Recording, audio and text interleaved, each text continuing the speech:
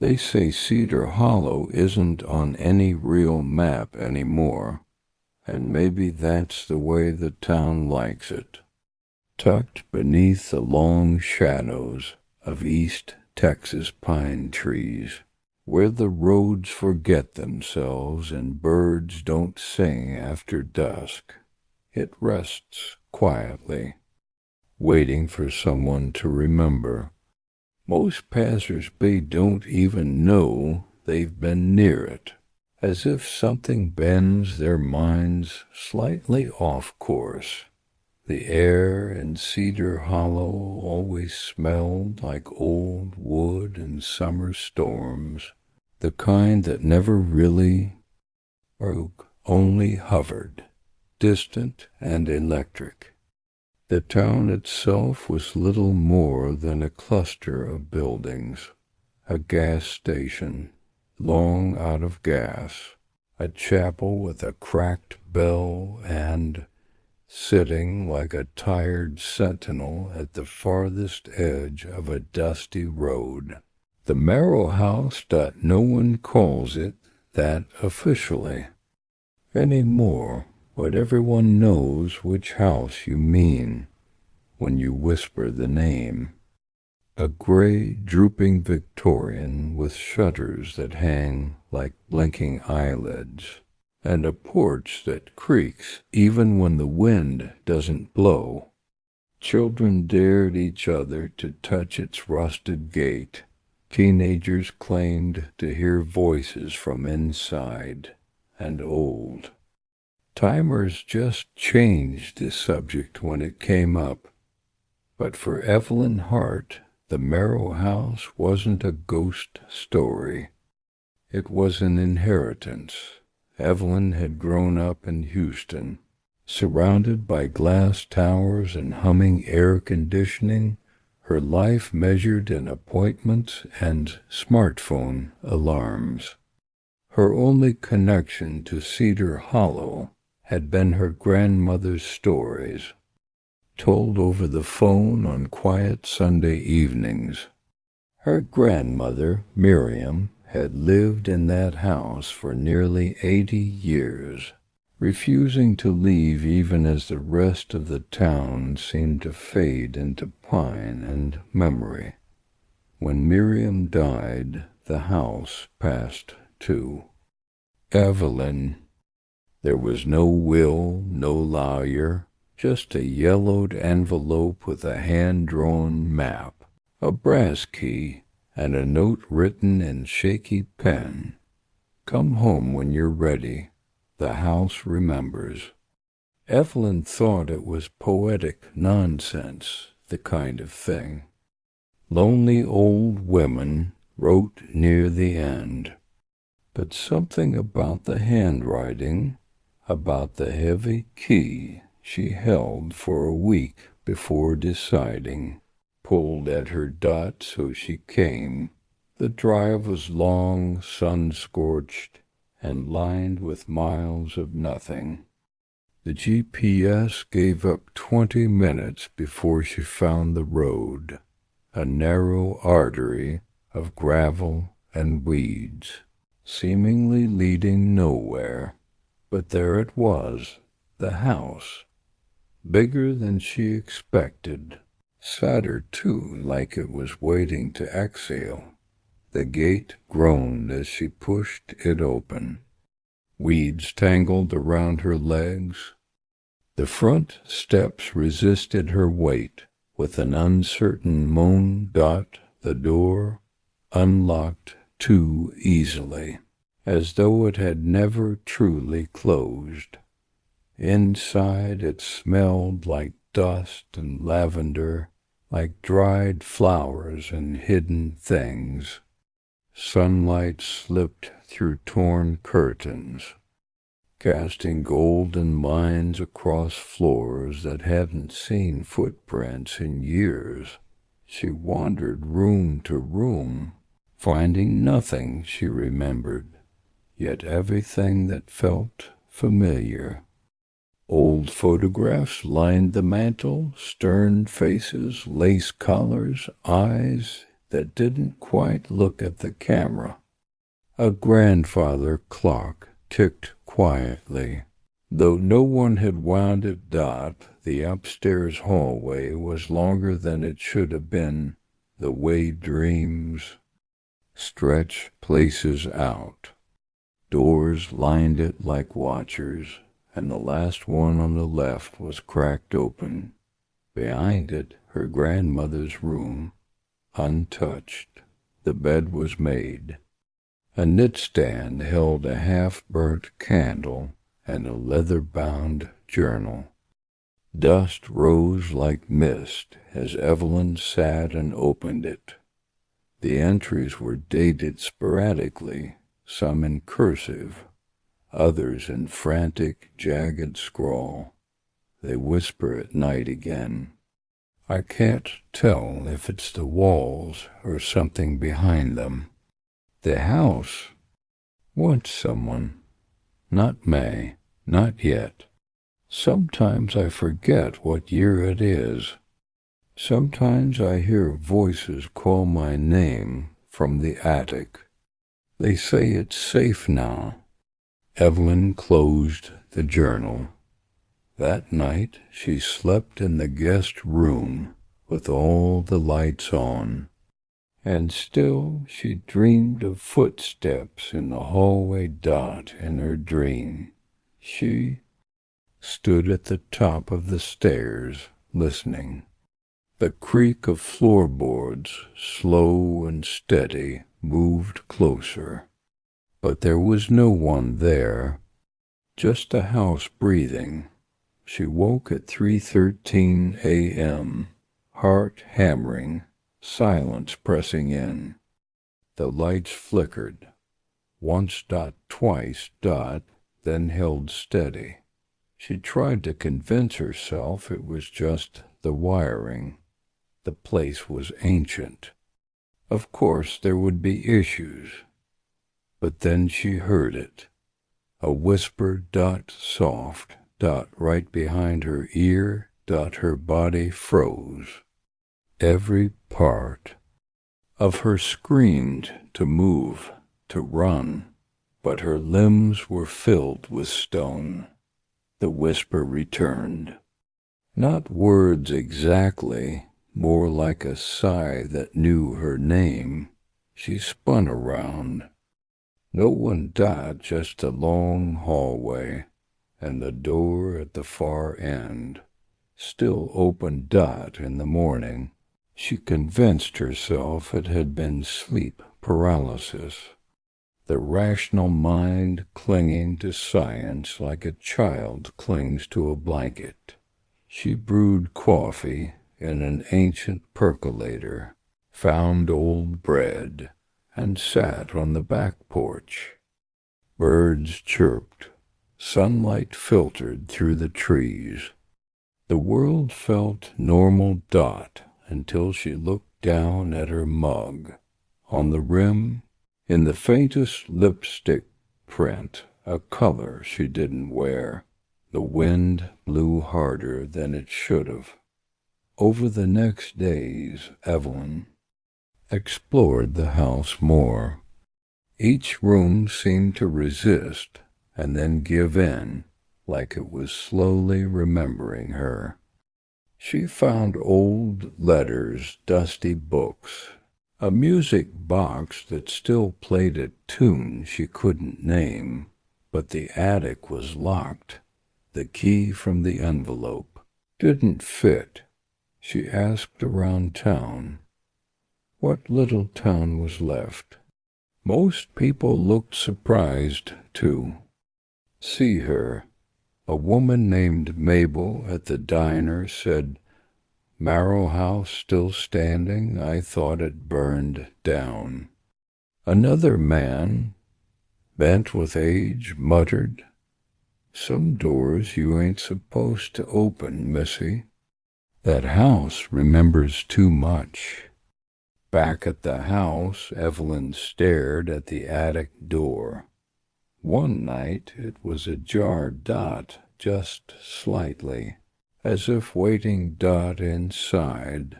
The air was heavy, dry and filled with the scent of cedar and smoke. Trunks lined the walls, mirrors leaned against rafters, and in the center, under a white sheet, something large. She pulled the cloth, a mirror dot tall, ornate, cracked at one corner. She stared, and the reflection stared back, but her reflection didn't move when she did. Its lips curled into a smile she didn't feel. Behind her, in the glass, the hallway was darker. A figure stood at the edge of the frame, thin, pale, watching. She turned nothing, just shadows. From that night on, the house changed. It creaked when it shouldn't. The grandfather clock began chiming at odd hours. Doors she closed were open again, and always whispers. One night the whisper said, "Welcome home." The air in the old house had changed, not in a dramatic or obvious way, but in the quiet shifting of stillness. Evelyn woke before dawn, the silence around her pressing down like a velvet curtain. The window panes were misted over, catching the faintest shimmer of early morning light, and the floor beneath her bare feet was cold as stone. She moved through the house in silence, drawn by something she couldn't name. The wooden planks creaked beneath her steps, but the sound was softened somehow, muffled like it had traveled through cotton. Downstairs the kitchen smelled faintly of wood smoke, though the hearth was dark. She paused at the threshold, looking at the place as if it were unfamiliar. The mismatched chairs, the scarred table, the blue mug sitting by the sink, it all looked like it had belonged to someone else entirely. She ran her fingers along the countertop, then stopped. There, in the center of the table, sat the book, the old leather-bound journal. She was certain she'd left it in the attic. It lay open, a page half turned, the ink on the yellowed paper looking fresh. She approached slowly, cautiously, and read. They walk only when the stars blink, when the wind forgets to move, when the house listens. The words were written in her own handwriting, but she hadn't written them. She stared at the page, heart thudding in her chest. Then she closed the book. Outside the wind picked up, rustling the trees. The branches scratched gently at the windows, as if asking to be let in. Evelyn turned toward the front room, drawn once again to the painting. It had become a morning ritual: wake, wander, stare. The oil-painted house in the frame was the same as hers, but there was something off. Today there was a figure in the window. She blinked. No, she was sure of it now. There was a silhouette standing in the upstairs window of the painting. A woman. Watching Evelyn stepped back. The room grew colder. She took the painting down from the wall and turned it over, half expecting to find something, an inscription, a hidden compartment, but there was nothing. just dust and aged wood. She set it aside, hands trembling slightly, and lit the fireplace to chase away the chill. The flames flickered high, then settled, crackling gently. Later that morning, she ventured into town. The dusty streets of Larkspur drifted past her window as she drove. Main Street looked the same as always, quiet, weathered, and sun-soaked. But she noticed the way people watched her now. Subtle glances from behind shop windows. Conversations that hushed as she passed. She parked in front of the general store and pushed open the door. The little bell above jingled, and a warm scent of cedar and old paper filled the air.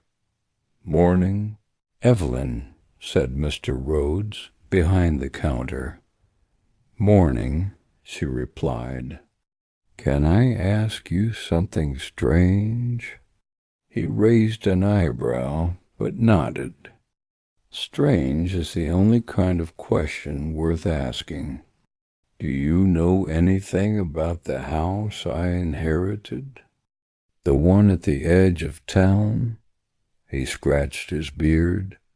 "That's the old Brennan place, right?" "Maybe. I never knew the name." He looked past her, out the window, and was quiet for a moment. "They say it watches. People don't stay. Long watches? Windows change. Rooms shift. There's stories, that's all. Do you believe them?" He shrugged. "I believe in patterns. Folks move in. They don't stay long.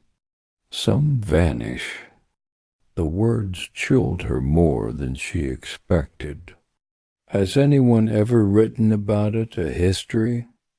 "There's a book, Local Lore, but it's out of print." She thanked him and left, the bell above the door sounding strange as it closed behind her. Hollow dot back at the house, the light was wrong. She couldn't explain it. It was daytime, the sun was high, but the rooms were darker than they should have been, as if the shadows had thickened. Evelyn went upstairs to the bedroom with the mirror.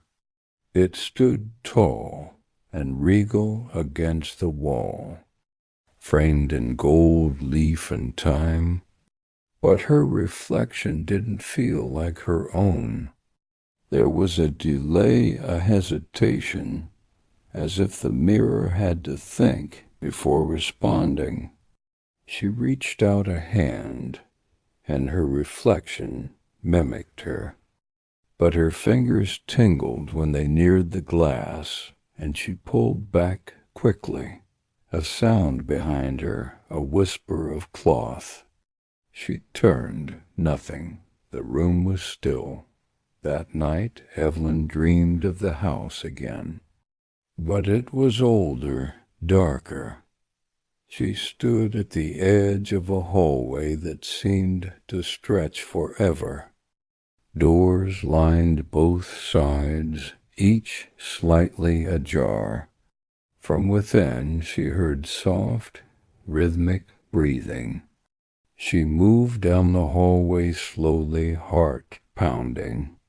When she opened one of the doors, there was only a mirror inside, and in that mirror she saw herself. But behind her something moved. She woke with a gasp, drenched in sweat. The house was silent. She checked the painting again. The woman in the window was gone, but the curtains in the painting were now open. They had been closed before. She was certain. She took the painting down again and turned it to the wall.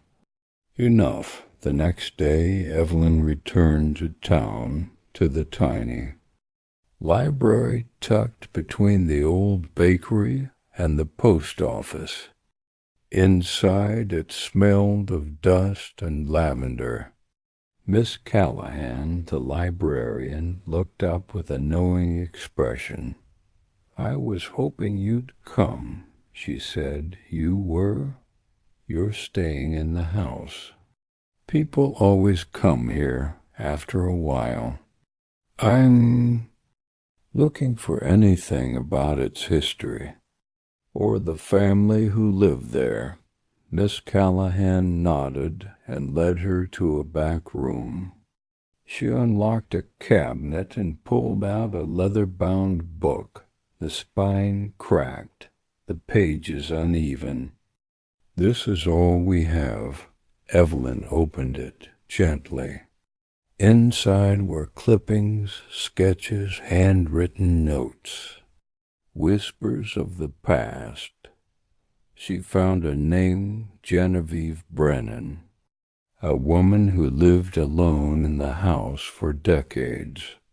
A recluse, people said, strange, vanished one night without a trace. The house was empty for years after Dot further in. A page described strange phenomena. Rooms that didn't exist during the day appearing at night. Lights flickering without reason. Reflections behaving strangely. One passage stood out. She spoke of the mirror room, said it showed what was waiting, said the house was waiting, too. Evelyn closed the book, hands shaking. That night she didn't sleep.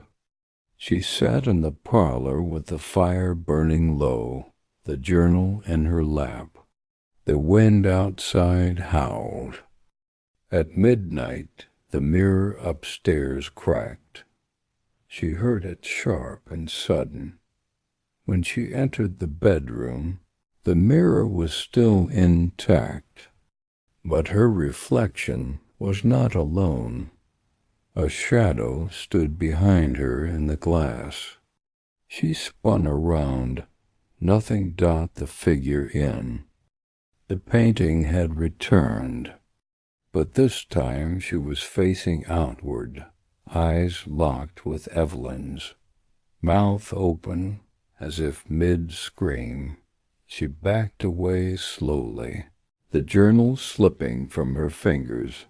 Then the front door creaked open, not blown by wind, not forced, just dot, dot opened, dot, and from the darkness beyond, a figure stepped into the house. She froze. The figure didn't speak, didn't move further, just stood in the doorway. Dot. Evelyn blinked, and it was gone. The door slowly closed.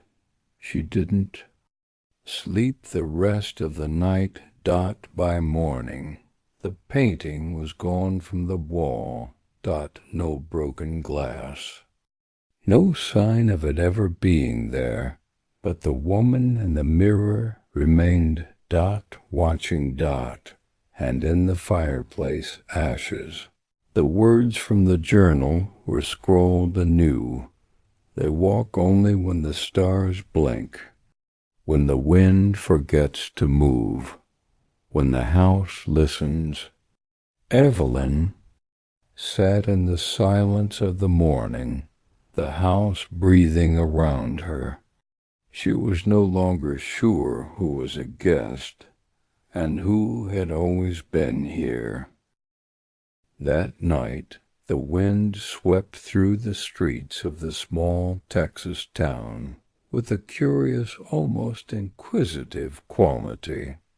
It wasn't harsh or howling, but gentle and persistent, like it was searching for something lost. The old pecan trees behind the abandoned farmhouse rustled and whispered secrets to one another, their dry leaves crackling softly in the darkness.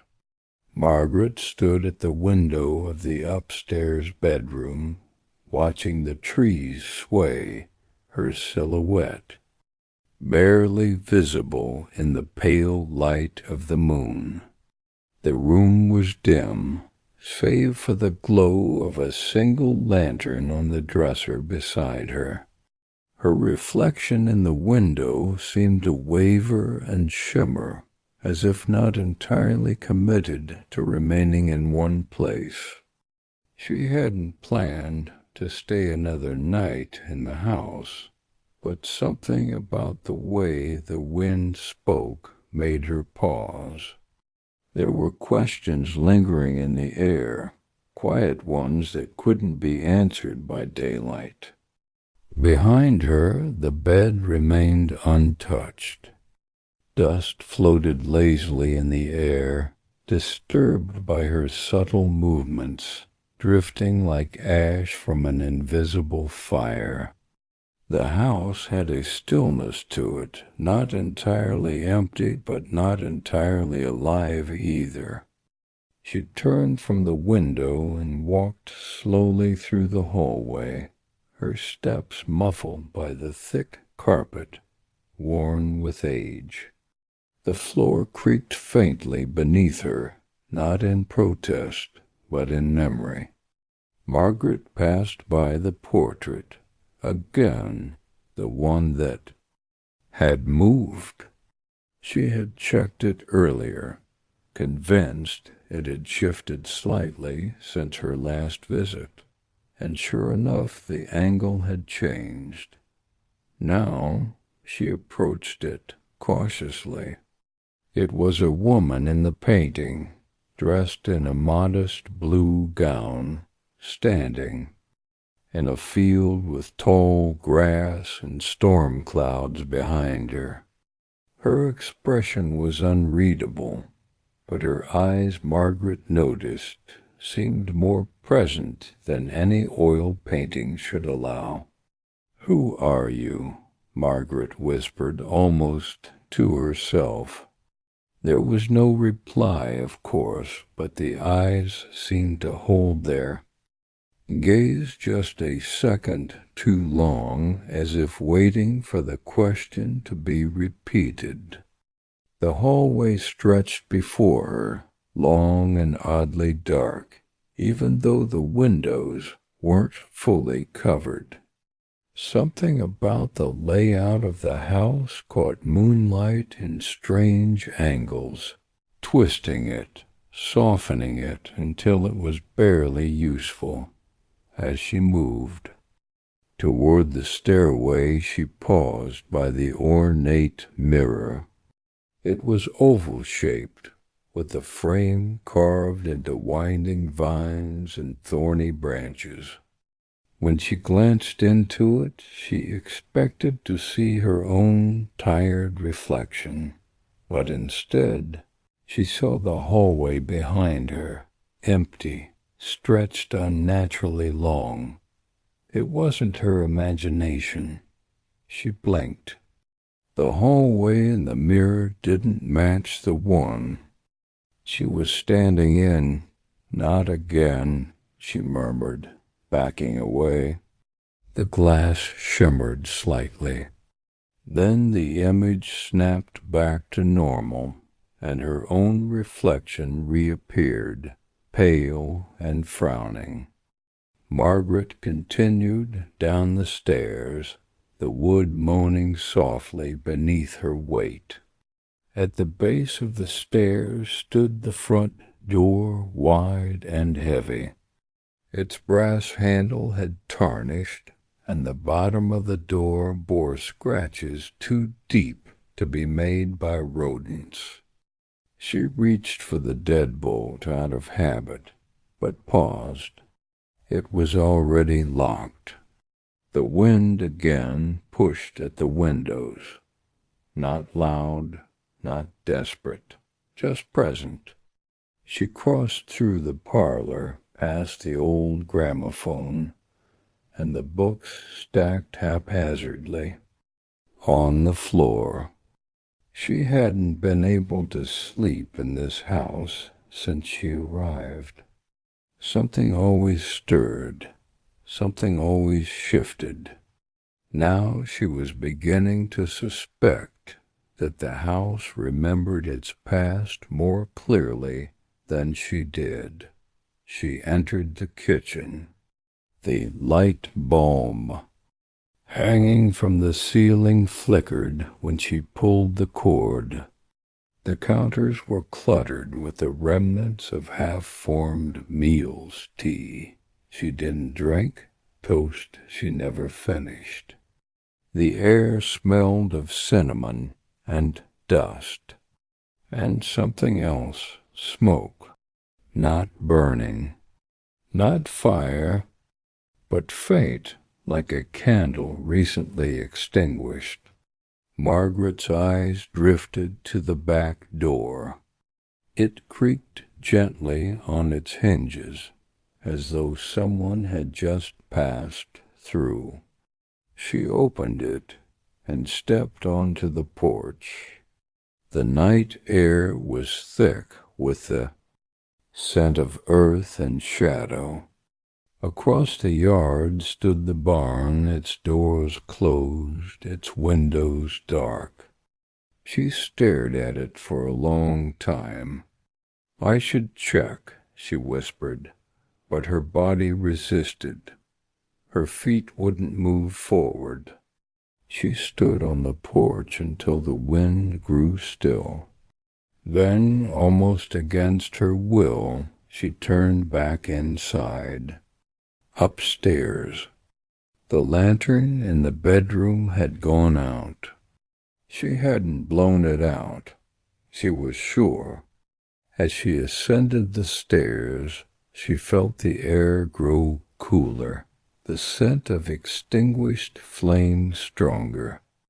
She entered the room and found everything exactly as she left it, except for the small porcelain doll on the dresser. It was now lying on its side. She hadn't touched it, hadn't even noticed it before.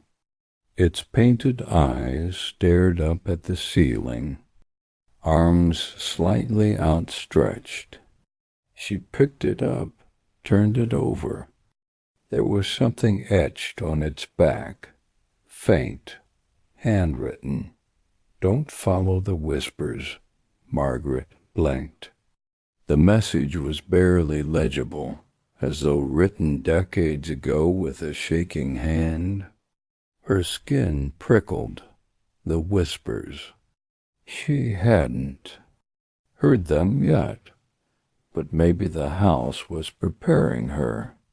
She left the room quickly and moved to the study down the hall. The bookshelves were packed tightly, their spines faded and frayed. On the desk lay a journal. She hadn't opened it yet. Something had kept her from touching it until now. She sat at the desk, hands trembling slightly, and opened the leather-bound cover. The pages were filled with cursive writing, elegant and old-fashioned. The entries were dated, the earliest from the 1930s, August 4th, 1933. "The dreams have returned. This time I heard the voice more clearly." She was standing by the fireplace, watching. I know she meant no harm, but there was sorrow in her eyes, and I don't know how to help her. Margaret turned the page.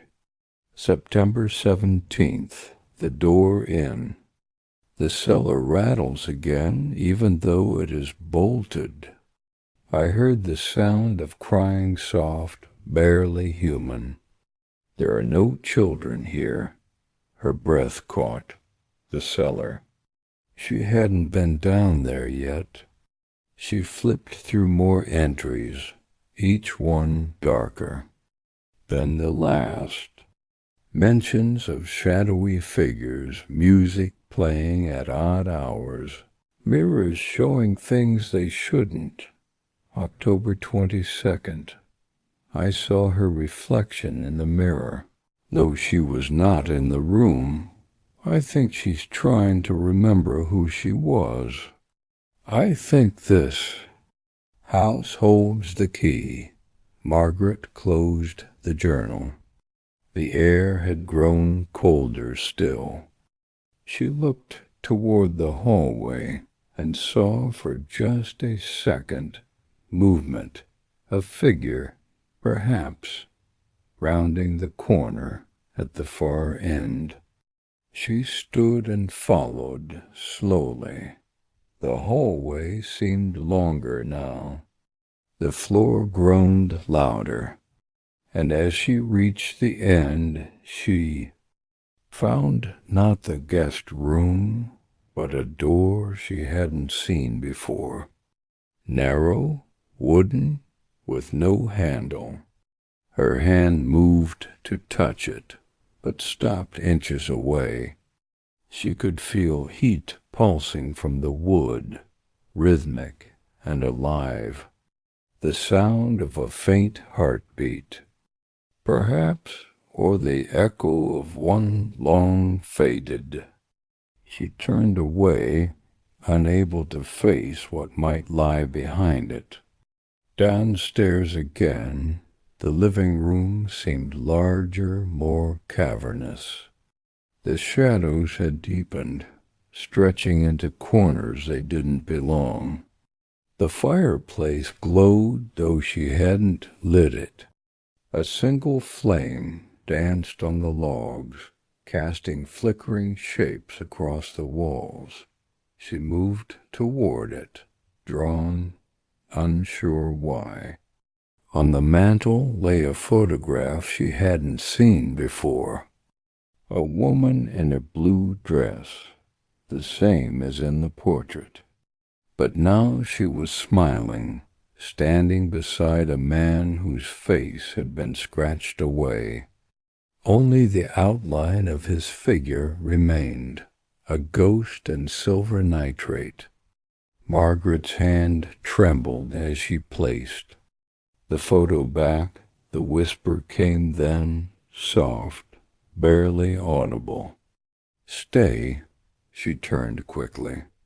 No one, nothing, just the flame and the shadows, but it hadn't come from behind her.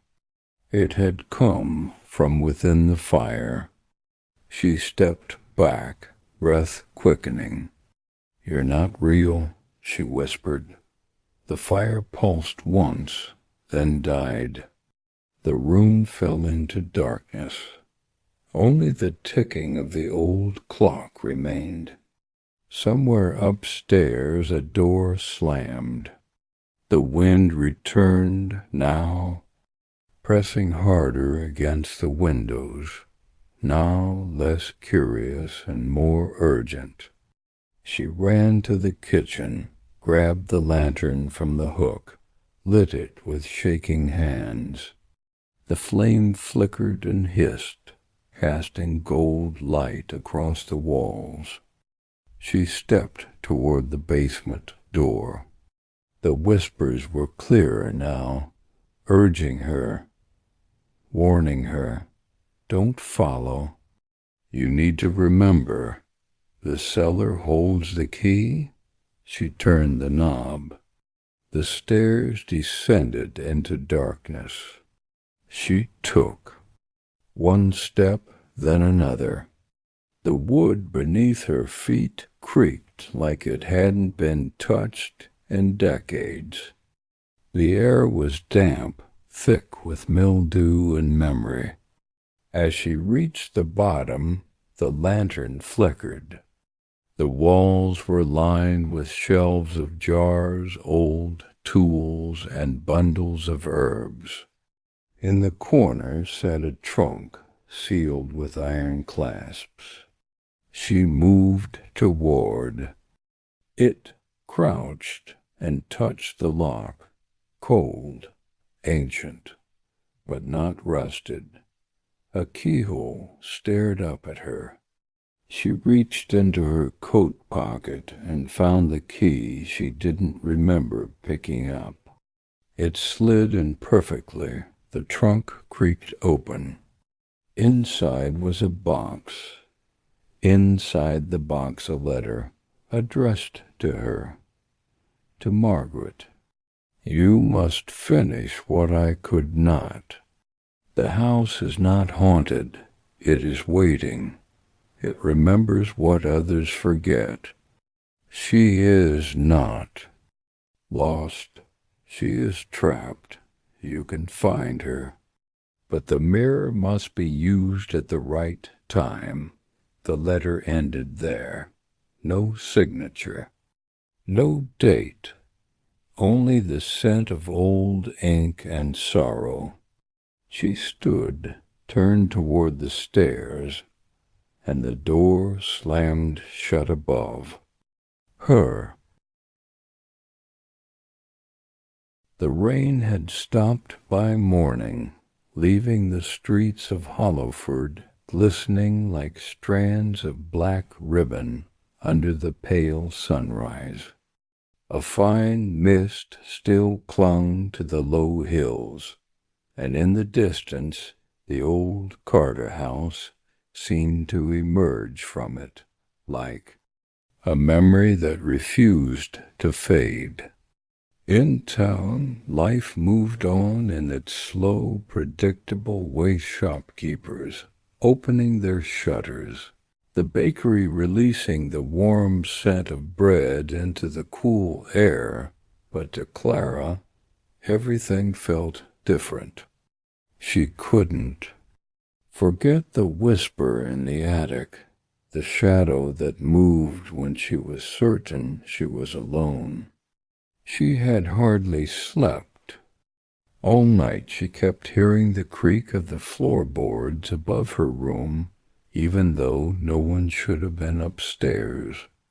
At one point she almost convinced herself to go look, but something in her chest, something instinctive, told her not to. So she stayed in bed, gripping the quilt, watching the shapes in the dark shift with the light from the street lamp outside dot. By the time the first rays of sun filtered through her curtains, she had made a decision.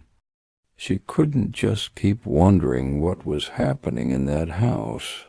She had to know. And if the townsfolk were too superstitious to talk openly about it, then she'd find another way to learn. She dressed quickly and went downstairs where Mrs. Lark was already in the kitchen, stirring a pot of porridge. The older woman looked tired, as though she too had been awake most of the night. "You're up early," Mrs. Lark said, her voice steady, but with an edge of caution. "I couldn't sleep," Clara admitted. She hesitated, then added, "I heard footsteps last night, upstairs." Mrs. Lark froze, the wooden spoon pausing, mid-stir. For a moment, the only sound was the faint bubbling of the porridge. Then she set the spoon down, wiped her hands on her apron, and said quietly, "There's no one upstairs." "Clara, there hasn't been for a very long time." Clara frowned. Then what? But Mrs. Lark turned back to the stove, ending the conversation. "Eat your breakfast before it gets cold." After the meal, Clara decided to visit the town library. She reasoned that if she couldn't get answers directly, she might find something in the old records. The library was a modest brick building on the edge of the main square, its tall windows letting in soft, dappled light.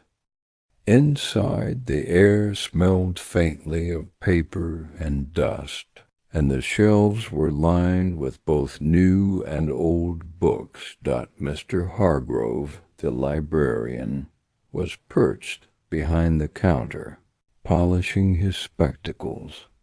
He gave her a curious look as she approached.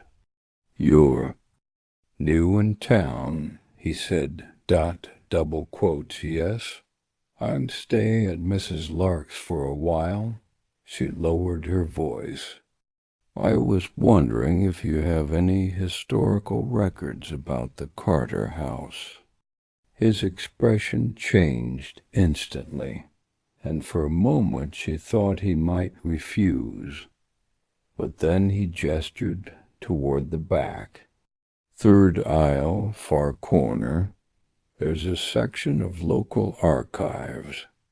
You might find what you're looking for there." Clara thanked him and went to the archives. She spent nearly an hour flipping through old ledgers, town meeting notes, and faded photographs.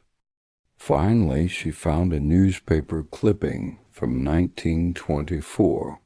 The headline read, "Local family vanishes without a trace." The article described how Thomas and Evelyn Carter, along with their young daughter, had disappeared one autumn night. There were no signs of forced entry, no indications of a struggle, only a dinner table set for three, the food untouched. The piece ended with a chilling note. Neighbors reported hearing strange music and voices in the days leading up to the disappearance. Since then, the house has stood empty, save for the occasional traveler who swears they've seen lights in the windows. As Clara stared at the clipping, a shadow passed over the page.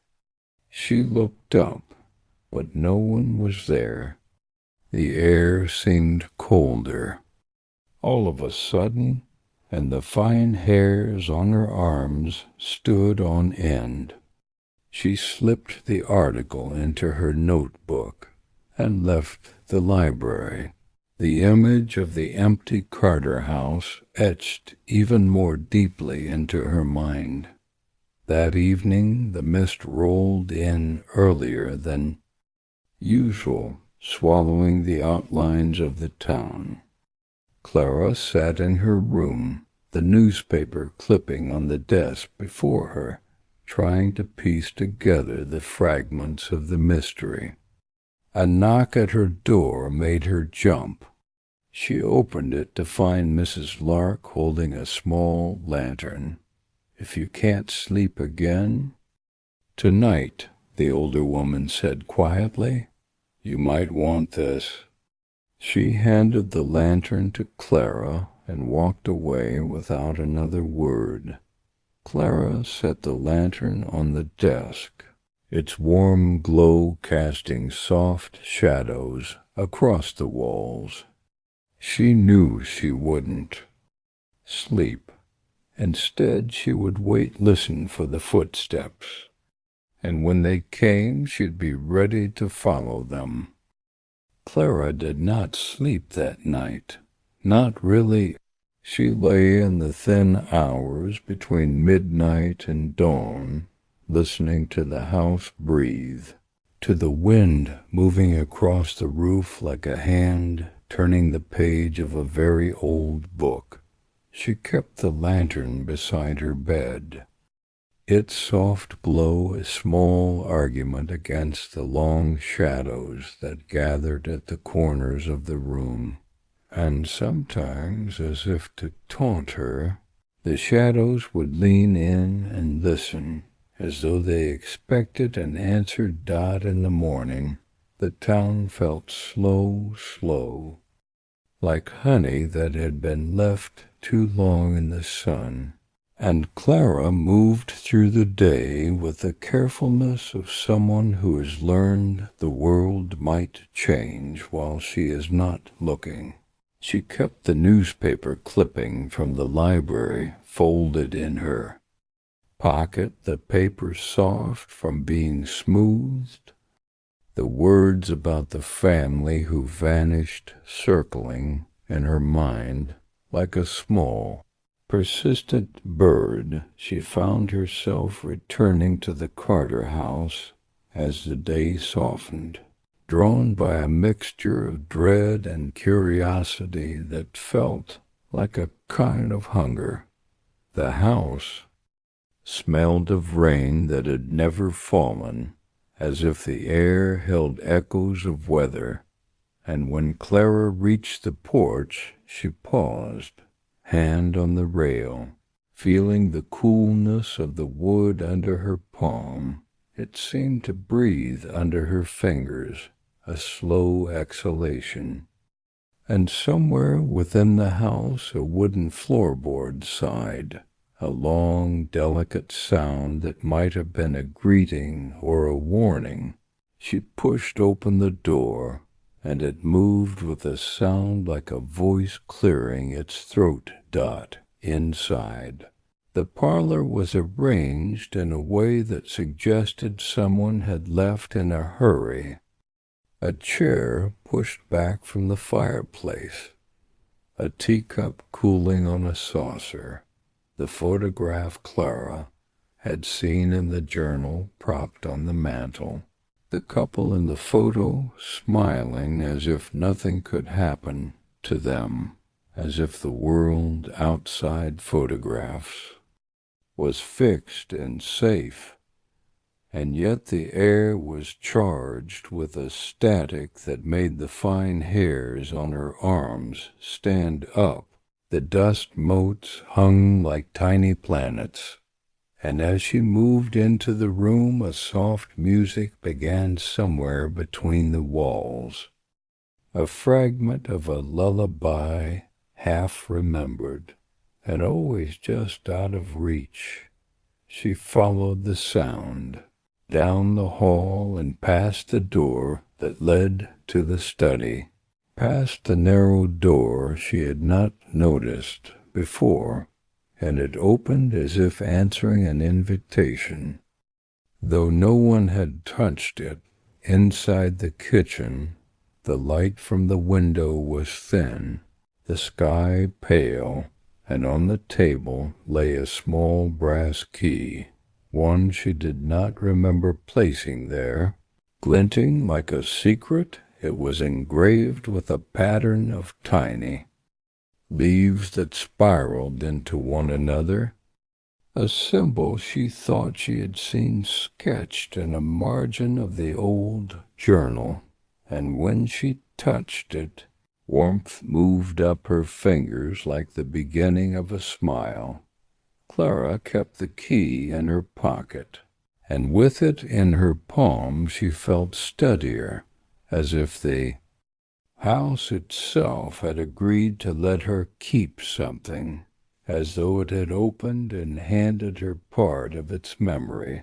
She walked upstairs again, passing the portrait with the woman in blue, and this time the eyes in the painting seemed to follow her with a gentleness that did not feel hostile, more curious than malevolent, like someone hoping to be understood. At the top of the stairs she paused, listening. The lullaby had stopped, but the house sang with another sound, a kind of pulsing, soft and slow, like someone tapping in a rhythm that belonged to a heartbeat older than hers.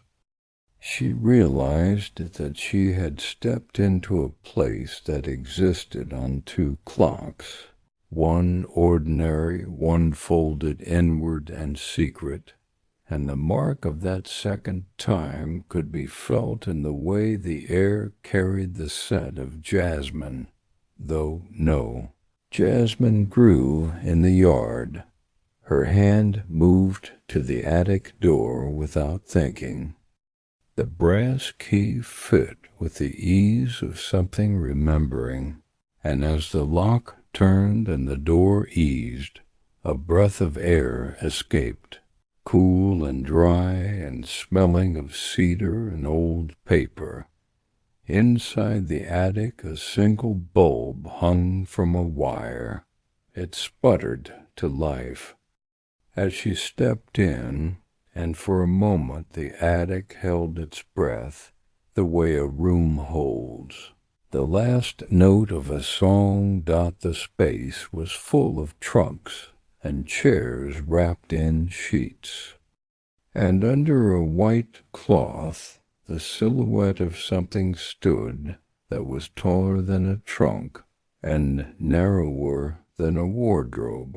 Clara pulled the cloth away with a hand that did not tremble as much as she imagined it would, and there, beneath the dust, was a tall mirror in a carved frame. Its glass dull with age but not entirely clouded, it reflected the attic in an odd, patient way, and for a heartbeat Clara saw not her own face, but the room behind her as it might have been, furnished and bright, voices folded into its walls. Laughter caught like sunlight dot. She touched the surface of the mirror, and it felt slightly warm under her fingertips, like a body sleeping in the sun. And when she moved back, the reflection held her hand for a second longer, separating her from the image by a slender breath. In the glass, she saw a figure approach, a woman in a pale dress, hair pinned back. And when the woman lifted her hand, the gesture mirrored Clara's, but from within another time, a time that seemed more tender and patient and terribly sad. A scribble of writing adorned the lower corner of the mirror frame, the same spiraled leaf pattern as the key, and beneath it the faint trace of words, almost painted with the dust itself. Do not wake more than one. When the music calls, do not follow alone. The letters were thin and shaky, as if written by someone both elderly and urgent. Clara felt the weight of the warning settle into her, chest like a stone, heavy and certain. She left the attic with the mirror's warning turning in her mind, choosing to carry the key as a talisman rather than a threat. Downstairs the light had moved, so the parlor looked new at the edges. The teacup now had no ring on its saucer, and the photograph on the mantel seemed clearer, the man's face less scratched away, as if the house had decided to give her a better look if she wished to see. That night the town gathered at the square without announcement, neighbors appearing like they had been called by some low bell, and Clara saw among them people she had only watched from a distance, the baker with flour in the creases of his palms, the woman who sold seeds, the teenager who painted signs. They stood together with lanterns and blankets, not in fear, but in a cautious kind of solidarity.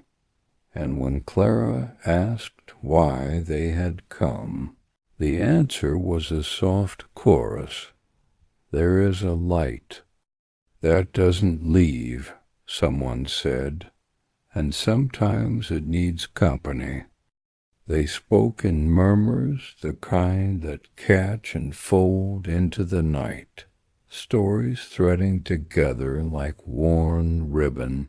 A man recalled his grandmother once seeing a woman open her window to speak to no one, and after that the house never felt quite right. A child insisted that he had seen a rocking chair move, though no wind touched it. A woman in a shawl mentioned letters that arrived in thick, uneven handwriting. Everywhere the threads tied back to the Carter house, the same knot untying and tying again in different hands. And Clara felt less alone, knowing that memory was shared God as the night deepened. A lamplighter climbed his ladder and lit the gas lamps along Main Street, each flame waking with a soft cough, and the light pooled in warm ovals on the cobblestones. The group moved toward the Carter house with a careful step, as if their numbers and stories might steady whatever slept within the walls. Clara walked at the front with the key in her pocket, like a small secret she had been entrusted to keep, and for the first time she felt that her presence there might be more than curiosity.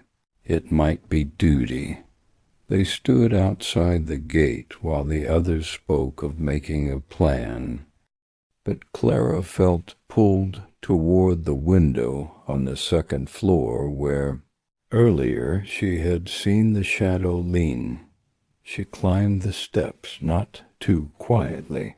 The gate protested with a familiar groan, and as she reached the porch, the door opened before her. Hand could touch it, as if the house accepted her approach now as less surprising. She stepped inside, and the smell of jasmine folded around her like a shawl. The group filed in behind her, the lanterns casting their slow, generous circles, and the room held them like a cup holds tea, warm and steady. Mr. Hargrove offered a quiet prayer he had not practiced in years, and Mrs. Lark dropped a dropped stitch in her knitting, as if the motion had been interrupted by something both ordinary and sublime. Together they moved through the rooms and spoke in low voices until they reached the parlor and stood before the mantel where the photograph rested. Clara felt the weight of the mirror's words at the back of her throat. Do not wake more than one. She thought of the lullaby and the key, and the woman in the blue dress who had looked at her with expectancy rather than menace. From somewhere within the house a bell rung, not the large sonorous bell of church steeples, but an inside bell, metallic and soft, like a spoon tapped against a teacup. The note threaded the room and seemed to settle into the people's chests.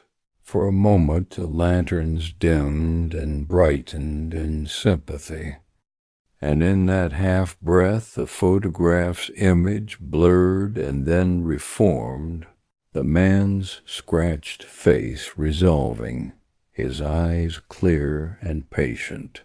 A hush spread across them, and Clara understood that the house was ready to speak, not in words, but in those small movements that rearrange the meaning of ordinary things. She took a breath and lifted the brass key from her pocket. The symbol on it warmed and pulsed, and when she held it up to the photograph, the image changed, the room within. A frame breathing as if alive, the couple there leaning toward one another like two pages folding together. The lullaby started again, faint and impossible, and this time, instead of tensing, Clara began to hum along, the tune filling her mouth like water. The others picked it up. A few hesitant notes at first, and then a joining that felt like a slow. Tied with each voice, the house seemed to settle, to remember, and the light in the windows grew steadier. Dot in that circle of sound the air shifted. A curtain parting inside her mind, memory unspooled like thread from an old wheel. And she saw a scene not the house had kept for decades, but a memory of the house as it might have been, with voices and laughter and the man in the photograph setting down his hat by the door, the child at his knee, the clock chiming noon, and then a wrong note in the melody, a breath of smoke as if a candle had flared, and the image wavered, the edges folding in on themselves. Then the room grew colder, not in the way of weather, but as if something had stepped into the doorway of being and loomed there. The shadows lengthened and took on the shape of people standing, no flesh between. Their outlines, only the suggestion of shoulders and bowed heads. They gathered at the periphery and listened, not hostile, but hungry for what the living had to tell. Clara felt that hunger like a draft against her spine. Mrs. Lark stepped forward, voice small, and spoke to the photograph as if to the people within it.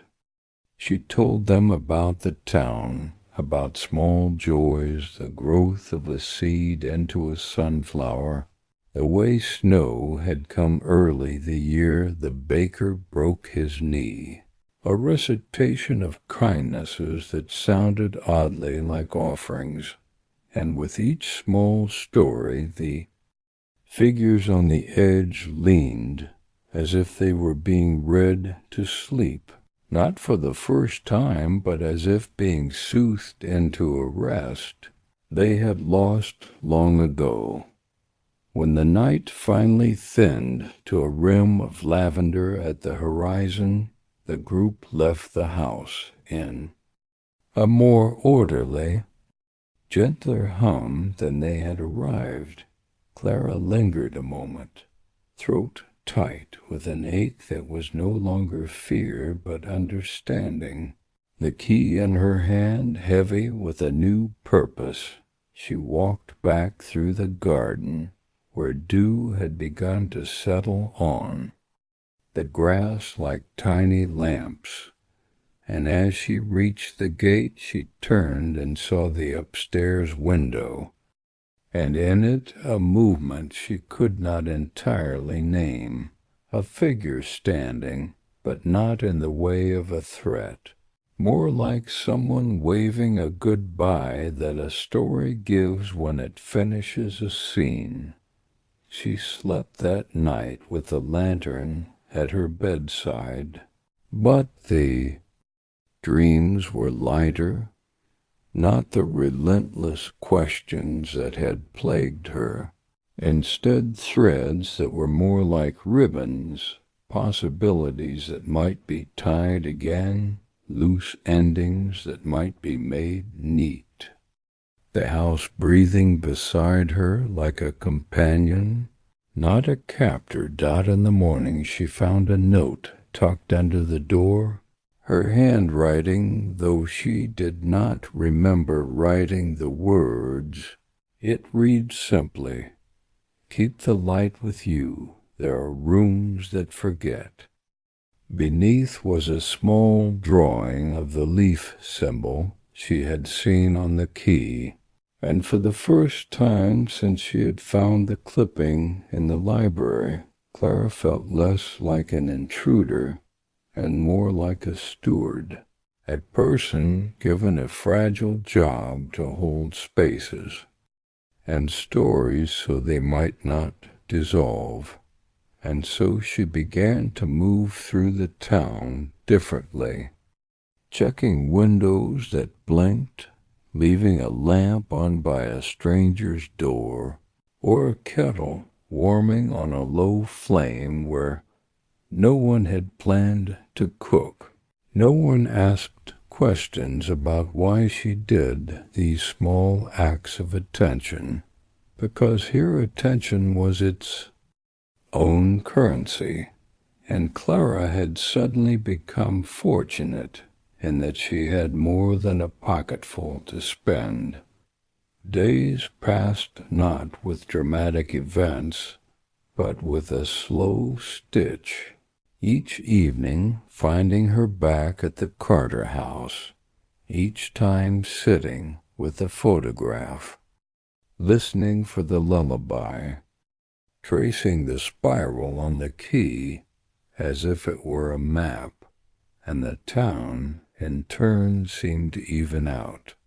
The odd quiet that had sat heavy on life eased, not disappeared, but softened like a bruise coming round the edges. One evening a boy from town brought her a small, battered tin box he said he'd found in the lane. Inside were letters wrapped in ribbon, the paper thin and almost translucent, smelling faintly of smoke and lemon oil. Clara unrolled them gently. The handwriting was a hurried, practiced script. Some of the letters were names she recognized from the photograph. One spoke of an argument at dinner, another of a mislaid map. A third said, "We will lock the clock and hide the map. The storm will do the rest." The concluding line baffled her with its ordinary shrug of fatalism. She felt there were more puzzles, small ones like pebbles to be gathered into a jar, things that fit together if only someone would pick them up and look. And she had the time now, time elongated by attention, sitting in the quiet and making bread, sweeping the floor carefully, so the dust might not collect into histories unexamined. And neighbors came by to leave things, a tray of biscuits, a knitted scarf, a story that began with someone forgetting their keys and ended in laughter. These small arrivals felt like stitches. Through them she learned the town's rhythms, not the facts that fill a history book, but the textures that make it human. She learned the baker's wife's like for lavender tea.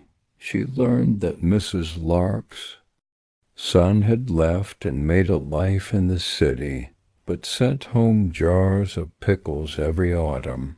She learned the way people remembered things differently, one memory softening while another grew sharp with odd detail.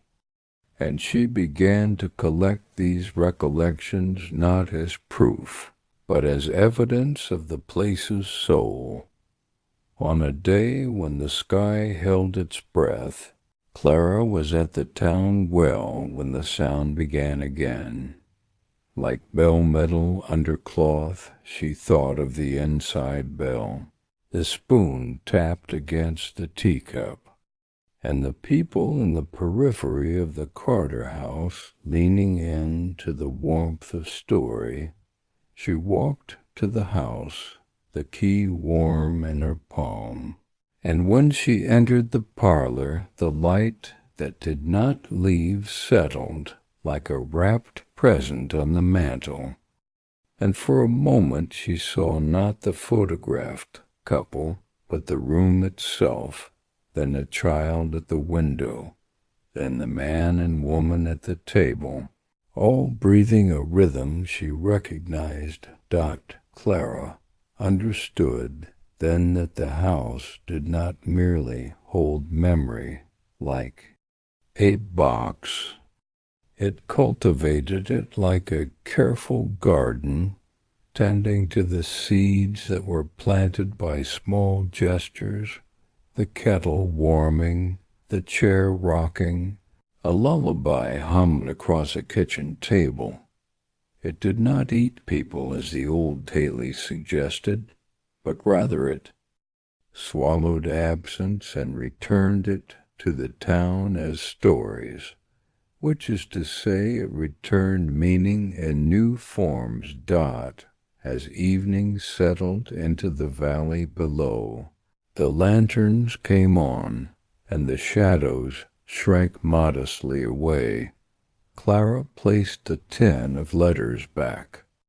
Into the hands of the boy who had found them, she kept a single one for herself, a short note that read, "Remember to turn the clock back on the 1st of every month." She did not know why this mattered, only that it did, and habits, even small ones, are proposed as anchors against things that would otherwise drift. That night, she dreamed of the woman in blue, but it was not a fearful dream, rather a scene of domesticity, the woman hanging a sheet on a line, the wind gentle, a child laughing as it ran. And somewhere in that dream a chorus of voices sang the lullaby until the house itself seemed to sigh with contentment. Clara woke with tears in her eyes and a feeling she could not name. A warmth like belonging wrapped around her. She rose at dawn and wound the old clock on the mantel, setting it to the time the note instructed. The hands resisted, elder and stubborn, but with a gentle insistence the mechanism caught, the pendulum swung, a sound like a small animal waking, and Clara smiled, thinking the house had given her a job like a trust, a delicate and grateful responsibility. From then on, the light that didn't leave was not a problem, but a promise. It reminded the town to look, to remember, to leave small kindnesses. And as for Clara, the house had changed her. She had come into it a stranger, and was leaving. The shape of herself slowly shifted, more patient, more attentive, someone who could listen to the sleep of a place and learn how to speak back, which is, she thought with a tired happiness, a kind of homecoming. The days in Willowmere, though still tinged with the warmth of the Texan sun, began to feel oddly heavier, as if the air itself had thickened with something unseen, something waiting. Alara woke each morning to the sound of the wind teasing the loose shutters, the boards creaking as the old house stretched itself in the quiet hours.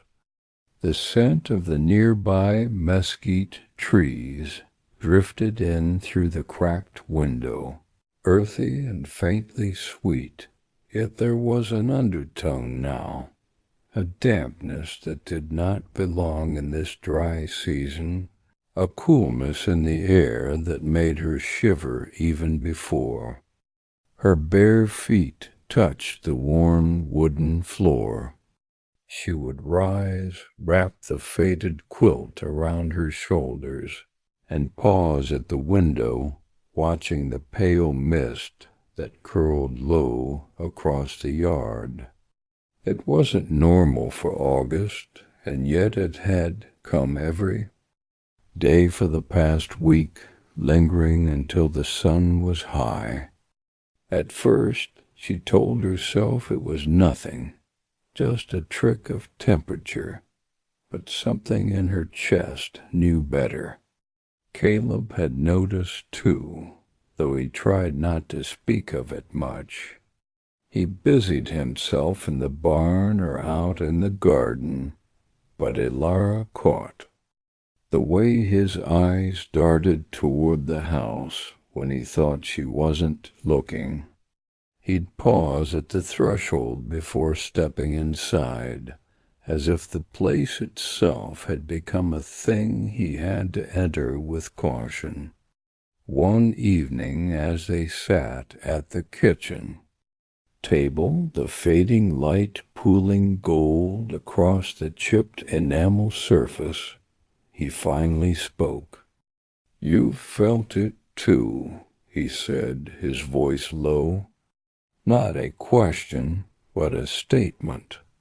She nodded slowly, her fingers tightening around the mug of tea she had barely sipped. "It's not just the mist," she murmured, and he gave her a sharp, knowing glance. Outside, the cicadas had gone silent, leaving the air too still, as if the world was holding its breath. That night, the dreams returned for Elara. They were different now, no longer fragmented glimpses of shadow and sound, but full, vivid sequences she could recall in aching detail upon waking.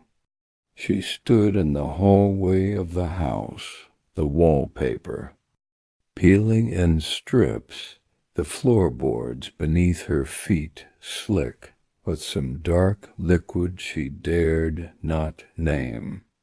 Down the hallway, the old door to the cellar stood ajar, light spilling out in an unnatural shade, something between green and silver.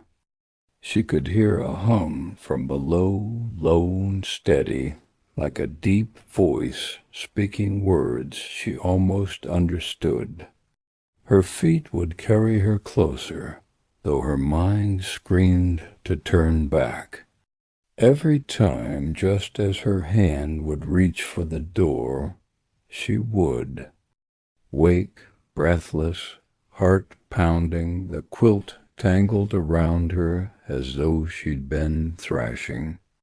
Elara kept the dreams to herself at first, afraid that speaking them aloud would somehow give them more power. But the house, it seemed, already knew.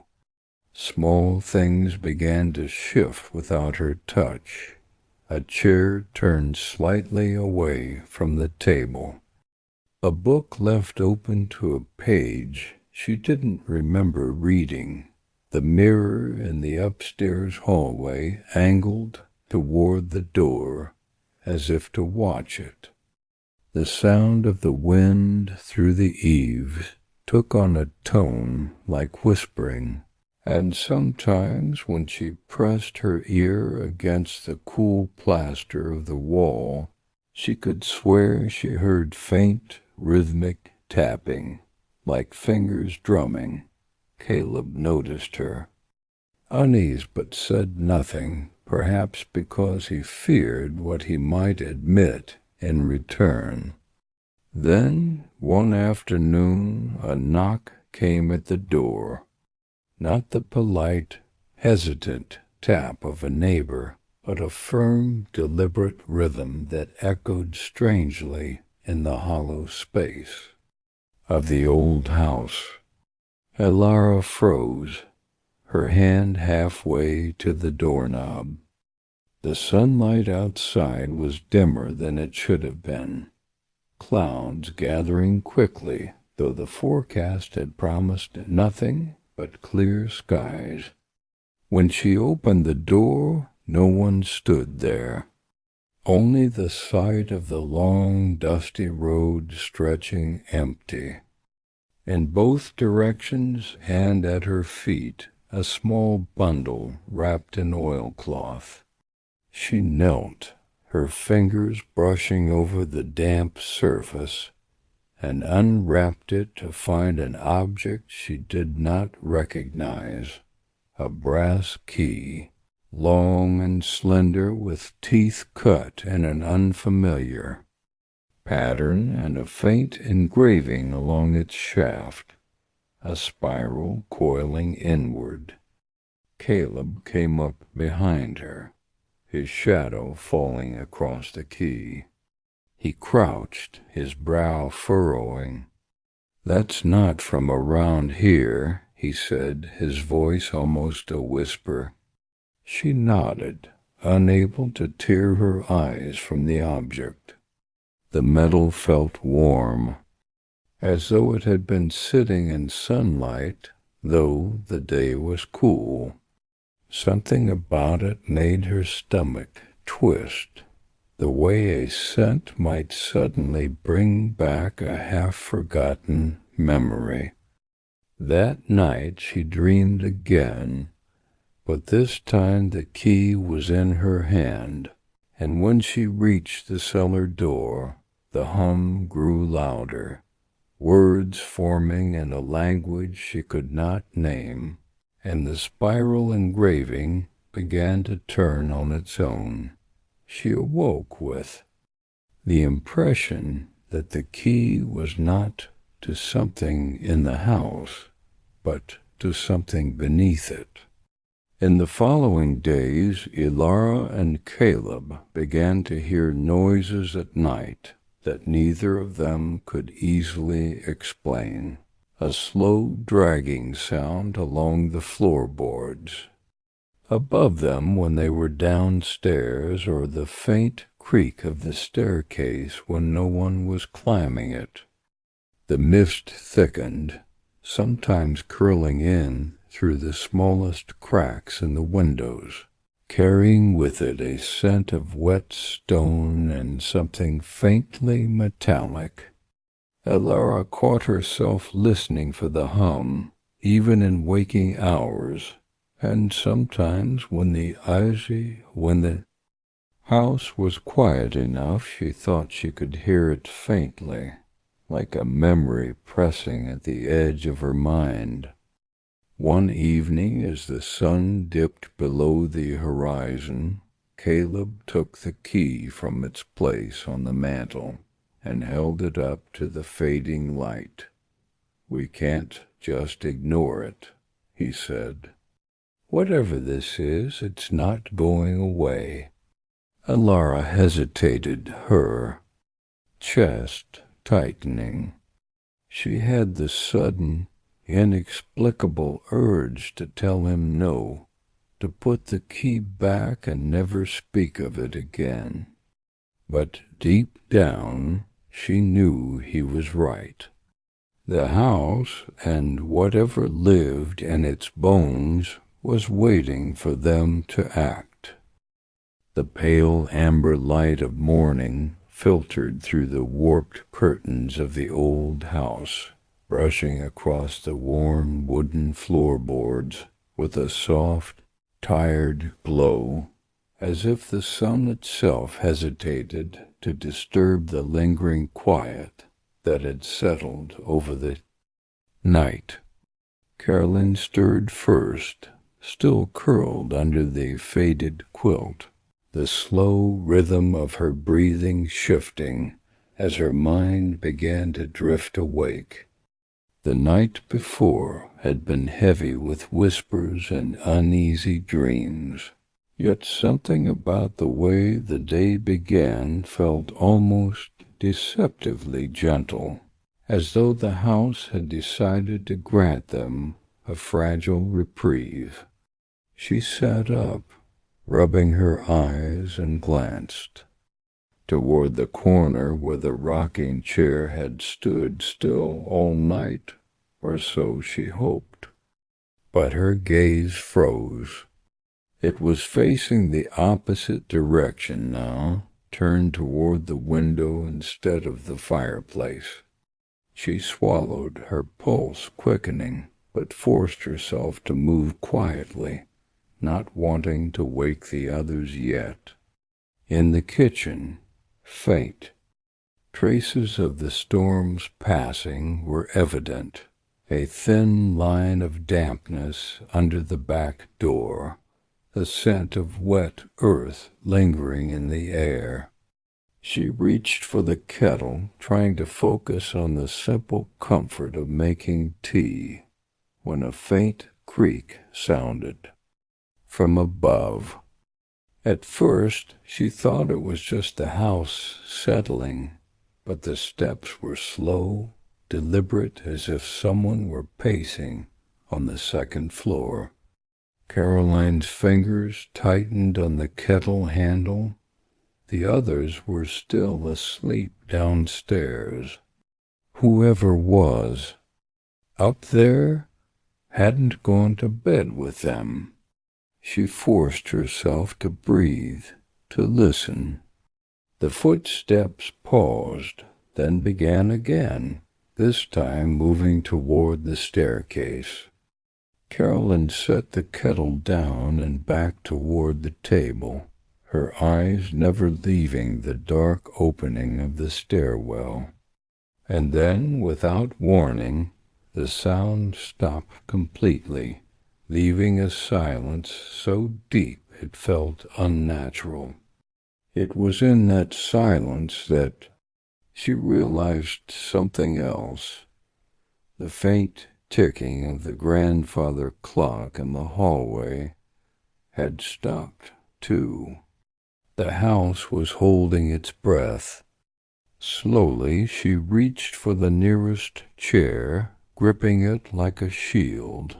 But before she could take another step, a voice came from the top of the stairs, low and strained. "You shouldn't be in here." It wasn't any of her companions. It wasn't anyone she recognized. She froze, the chair legs scraping faintly against the floor as she steadied herself. "Who's there?" she called, her voice shaking, despite her effort to sound firm. There was no reply, only the faint creak of the top step, as though the unseen speaker had taken one slow step down. Then another. Caroline's heart pounded, her eyes fixed on the shadowed outline emerging at the edge of the dim light. But before the figure could fully appear, a hand gripped her shoulder from behind. She nearly screamed, spinning around only to find Daniel standing there, his face pale and tense. "Don't," he whispered. "Don't look at it." He pulled her away from the stairwell, the urgency in his voice enough to override her instinct to resist. "Daniel, what?" she began, but he shook his head sharply. "Later," he muttered, glancing back toward the stairs. "We need to get outside, now." They moved toward the front door, their steps hurried but careful, as though sudden movement might provoke whatever lingered above. Outside, the air was cool and damp, the morning fog clinging low to the ground. The house loomed behind them, silent once more, its windows like dark, watching eyes. They didn't speak until they reached the edge of the yard, where the grass gave way to the gravel path leading toward town. "It spoke to me," Caroline whispered finally, her voice trembling. "It told me I shouldn't be in there." Daniel glanced at her, his jaw tightening. "That's not the first time it's said that," he admitted quietly. and it's never a good sign when it does. She stared at him, realization dawning. You've heard it before, he nodded once. Twice, both times, something bad followed. His gaze drifted back to the house, as though expecting to see movement in the windows. We can't stay here, Carolyn. Not like this. Not without knowing what it wants. But even as he said it, the path ahead seemed less certain. Leaving the house didn't necessarily mean leaving whatever was inside. Some things followed. Some things were tied not to a place, but to the people who had crossed its threshold. And deep down, both of them suspected that whatever had just spoken wasn't confined to the second floor. The fog thickened as they moved further down the gravel path, curling around their legs in pale, restless swirls, swallowing the shapes of the trees and bending the familiar road into something almost unrecognizable. Caroline kept glancing over her shoulder, half expecting to see the figure from the stairs following them, but the house had vanished from view, lost behind the dense mist. Only the memory of its dark windows lingered in her mind, a weight she couldn't shake. Daniel walked a few steps ahead, his pace steady but tense, as if he were listening for something beneath the muffled crunch of gravel underfoot. Where exactly are we going? Caroline asked quietly, not wanting to break the uneasy stillness too harshly. Somewhere people have seen it before, Daniel replied without looking back. If we can find someone who's dealt with it and lived, maybe they can tell us how to stop it. She frowned. And if no one's lived? His silence was answer enough. The road curved, and through the fog a dim shape emerged, a weathered wooden fence, its boards warped and leaning with age, enclosing a yard overgrown with tangled grass and pale, brittle weeds. Beyond it stood a single-story building with a sagging porch and a roof that seemed barely able to hold itself together. This place? Carolyn asked, uneasy. It's where she lives, Daniel said, pushing open the crooked gate. She knows about the house. She's the only one left who does.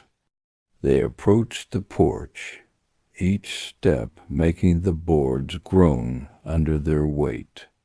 Carolyn felt the air change here, colder, sharper, as though whatever the fog concealed had thickened around them. Daniel knocked once, twice. For a long moment, nothing happened.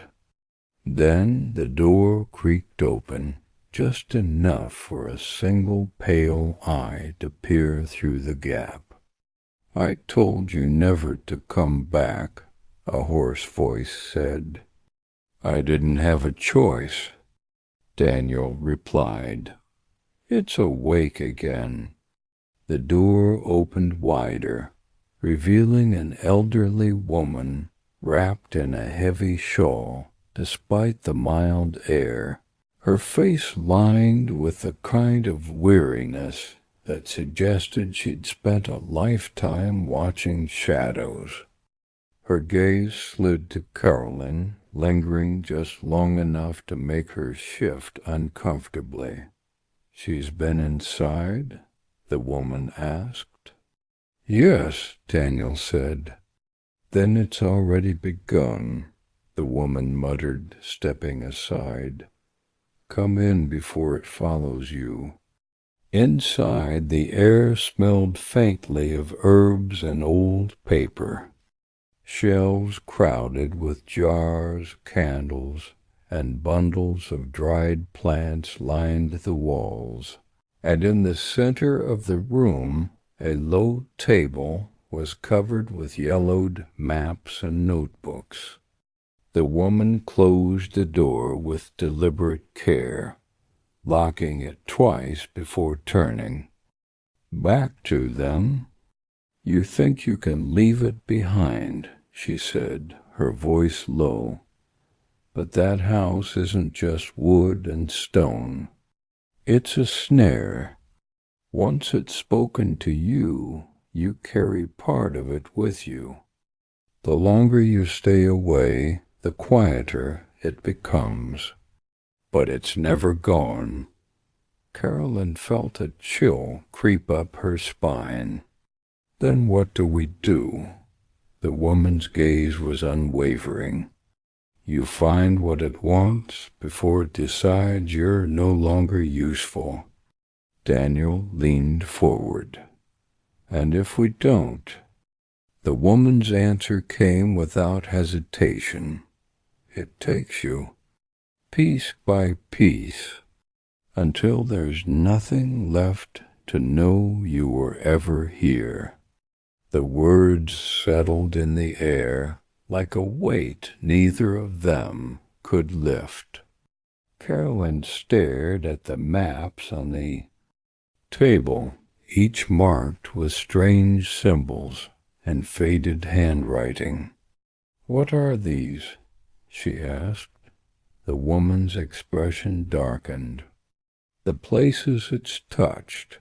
Every mark is someone it's spoken to. Most of those people never came back. Her fingers stopped on a mark near the edge of one of the maps.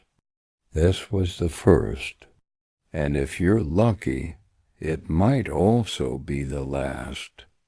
Daniel exchanged a glance with Carolyn, both understanding, without speaking, that whatever they were about, the face would pull them deeper than they had ever intended to go. Somewhere in the fog outside, a sound like distant footsteps echoed faintly, slow and deliberate, as if something had found their trail and was in no rush to lose it again. The sound outside grew fainter, but it didn't fade entirely.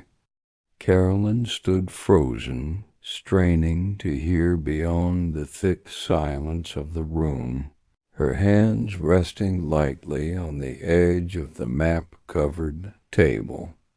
Daniel moved toward the nearest window, pulling the curtain aside just enough to peer out, though the fog pressed so close to the glass it was like staring into a wall.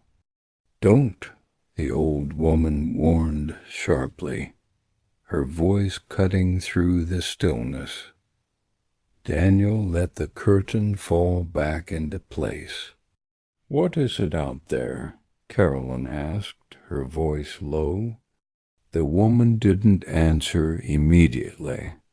She moved slowly to a tall cabinet in the corner, unlocked it, and took out a small wooden box carved with intricate looping patterns.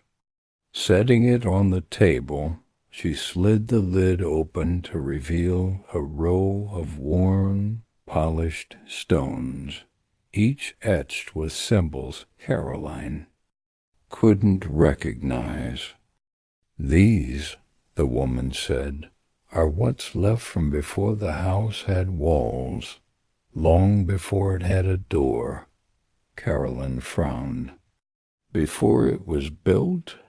The woman shook her head. It was never built.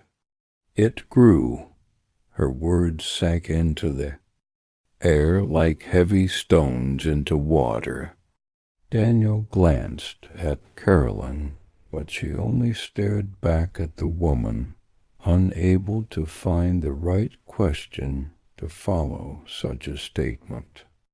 The house is older than this town, the woman continued, picking up one of the stones and holding it between her fingers.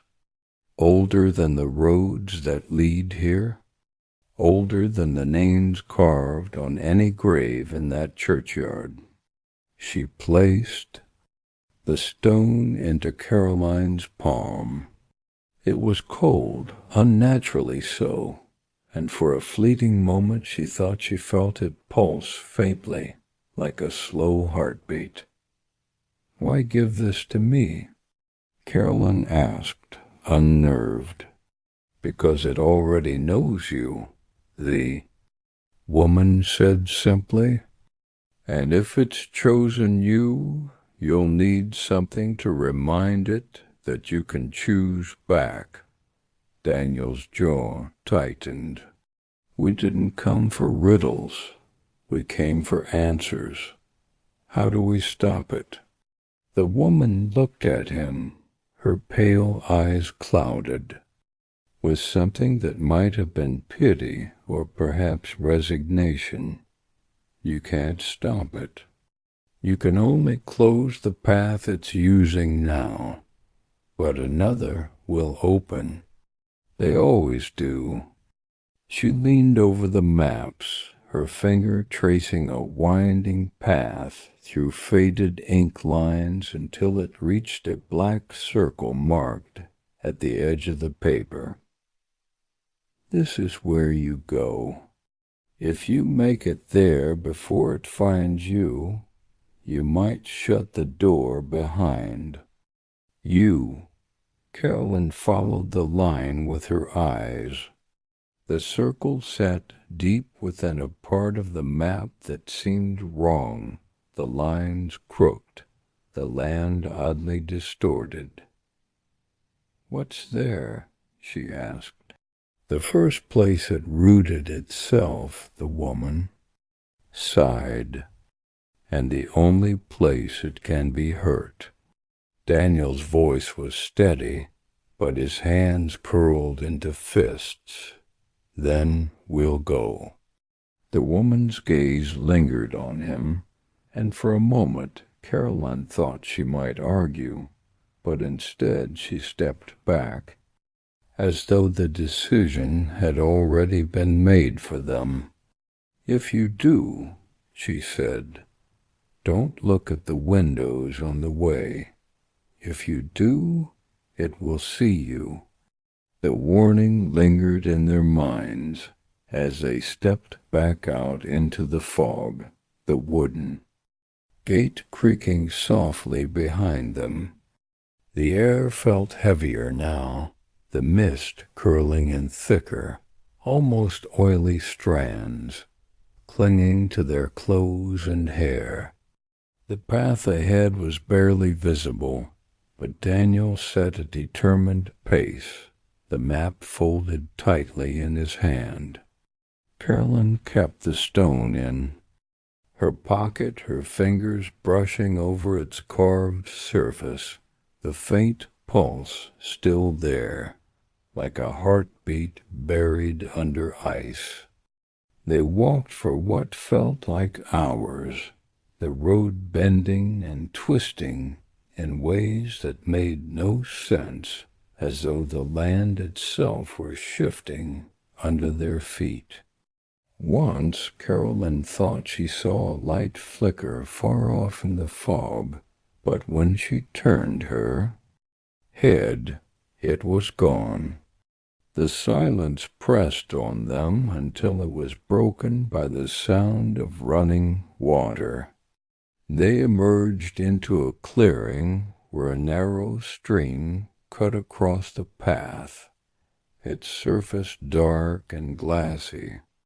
Daniel crouched, dipping his fingers into the water.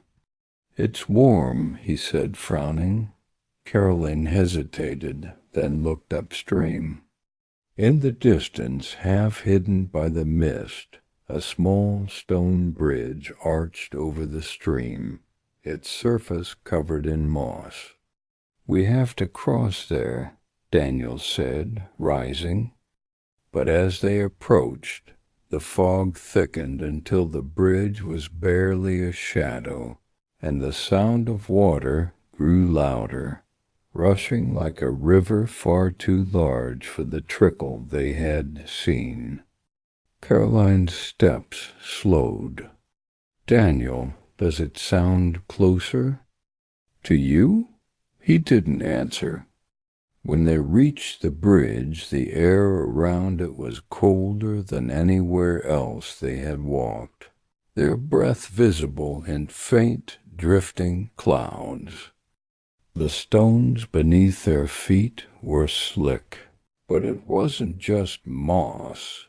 A thin layer of frost coated the surface, glistening faintly in the dim light. Halfway across, Caroline froze. Something moved beneath the water. Not a fish, not a shadow, but a shape that mirrored her own, moving with her even when she stood still. Daniel's voice was tense. "Don't look down."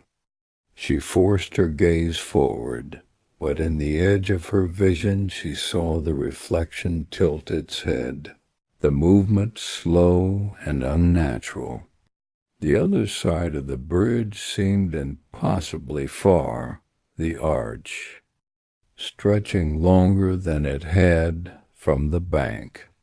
Her pulse quickened, the stone in her pocket pressing into her palm like an anchor. Daniel's hand found hers, gripping tightly, and together they stepped onto the far side. The instant her foot touched the ground, the rushing water went silent. She turned, the bridge was gone, replaced by unbroken ground, the stream nowhere in sight. Daniel didn't look back. They walked on. Hours later, or what felt like hours, the path ended at the edge of a field where the grass grew in tall, pale blades that swayed though there was no wind. In the center stood a lone structure, smaller than the house they had left, but made of the same dark, weathered wood. No windows, only a single door, half-rotted and leaning open. Caroline's chest tightened. "This is it?" Daniel nodded. "This is it." The fog here was thinner, but the air heavier, as though the place itself were holding its breath. Caroline took the stone from her pocket, feeling its cold pulse match her own heartbeat. "If we go in," she said, "we might not come out." Daniel met her eyes. "If we don't, it'll come for us anyway." The choice wasn't really a choice at all. Together they stepped toward the door, the grass brushing against their legs with a sound like whispers. And from somewhere deep inside the dark, the house, or whatever wore its shape, seemed to stir, aware that they had finally found their way to its heart. The night air was warm, yet the old house on the edge of town seemed to drink in the darkness like water into parched soil. Each timber-board beam and pane of weathered glass holding on to the hush as if it had been waiting for this moment. Outside, the prairie lay still, cicadas humming their restless hymn, while the wind whispered through the tall grass in a slow, deliberate rhythm. Inside, Claire stood in the hallway, her lantern casting trembling shadows against faded wallpaper, the floral patterns wilting under the weight of years. She could hear Henry's footsteps somewhere above, the slow creak of floorboards under his boots, but his movements felt distant, like an echo arriving from another time. The storm that had been gathering all day finally released a low growl, and in the brief flash of lightning from the far horizon, Claire thought she saw, in the corner of her vision, a figure standing at the end of the hall, pale and still. She turned quickly, but the space was empty, only the wavering lamplight swaying against the walls. She pressed a hand to her chest, willing her breath to slow. "Not tonight," she whispered, as though the house could hear her. Upstairs, Henry's voice called out, calm but edged with tension. "Claire, you might want to see this." She climbed the stairs, her lantern swaying, each step seeming to pull her deeper into the heart of the house. In the small room at the far end, Henry stood beside the tall window, rain beginning to streak its glass. On the floor before him lay a weathered trunk, half open, its lid groaning against rusted hinges. Inside, wrapped in brittle cloth, were stacks of letters bound with faded ribbon, and beside them a small wooden box carved with a pattern of interlocking vines. Henry didn't touch it. "It was behind the wall," he said quietly. "Loose boards, as though someone wanted it hidden, but not gone." Claire knelt beside the trunk, fingers brushing the wood. The box felt cold, unnaturally so. She could feel a faint hum through her fingertips, like a sleeping heartbeat. She began, but before she could finish, another flash of lightning lit the room, and in the reflection of the window, she saw the figure again, closer this time, its head tilted slightly, watching. Henry turned quickly, but the space behind them was empty. They said nothing, but both knew the house was no longer entirely theirs. They decided not to open the box that night, instead carrying it downstairs to the kitchen table, placing it in the center as though it were a guest to be watched. Rain began tapping harder at the windows, and the old walls seemed to sigh.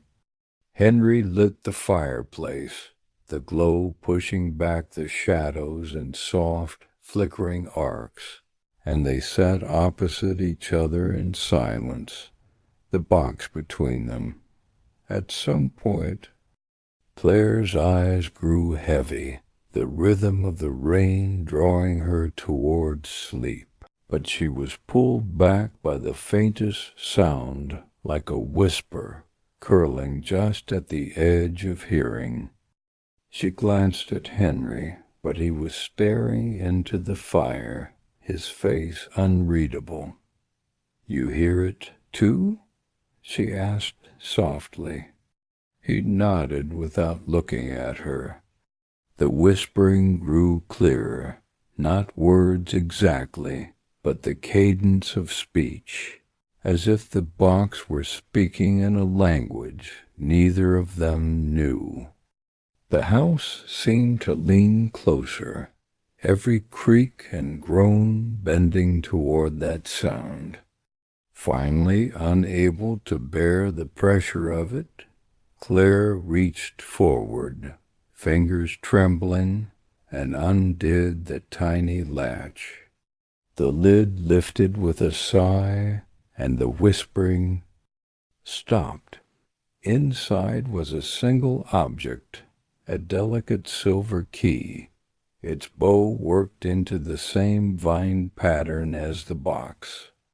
Henry reached for it, but the moment his fingers closed around the metal, the lantern in the corner flickered violently, and every shadow in the room seemed to rise upward, stretching toward the ceiling.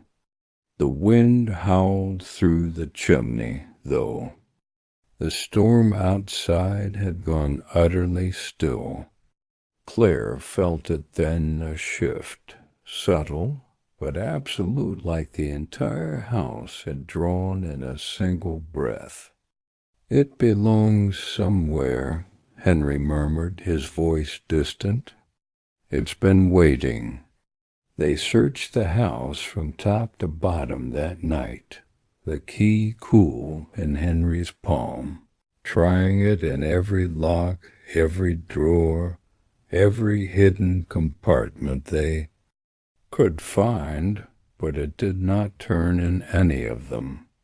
It wasn't until near dawn, when the rain had faded to mist, that Claire noticed the narrow door at the back of the pantry. They had both assumed it led to nothing more than storage, but when Henry fit the key into its old iron lock, the tumblers moved with a smoothness that defied the age of the wood. The door swung inward to reveal a narrow staircase spiraling down, the air that drifted up from below carrying the scent of earth and something older, metallic. They descended slowly, lantern light trembling against rough stone walls, the steps worn concave by countless feet long gone. At the bottom was a small chamber, round and low, with a single table in its center. Upon it lay another box, larger than the first, but carved with the same pattern of vines. The moment Henry stepped into the room, the lantern dimmed, shadows pressing in.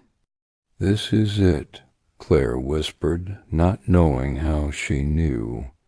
Henry placed the silver key into the lock, and as it turned, a sound filled the air, like the house itself exhaling after a long, long wait.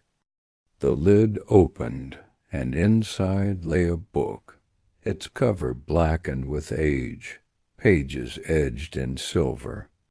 On its first page, in a hand as precise as it was ancient, were the words, "This is the ledger of the house. All who dwell here leave their mark." Claire reached out, and as her fingers touched the paper, images flooded her mind, faces she did not know. Voices layered over centuries, laughter, weeping, whispers, the sound of doors opening and closing in the dark. She pulled back with a gasp, the vision shattering. Henry closed the book, his jaw tight. "We can't keep it," he said, and she understood. Together they carried it back up through the house, the morning light breaking through the mist. Outside, they placed it back into the larger box, locked it with the silver key, and returned it to the chamber below. When they emerged again, the air in the house felt lighter, though the walls still held their quiet watchfulness. In the days that followed, neither spoke much of what had happened, but both felt the change, The house no longer whispered at night. The figure in the hallway did not return. Yet sometimes when the wind pressed against the windows just so, Claire would think she heard a faint voice, not threatening, not mournful, but simply present, as if the house were saying, "I remember." And in her heart she knew it always would.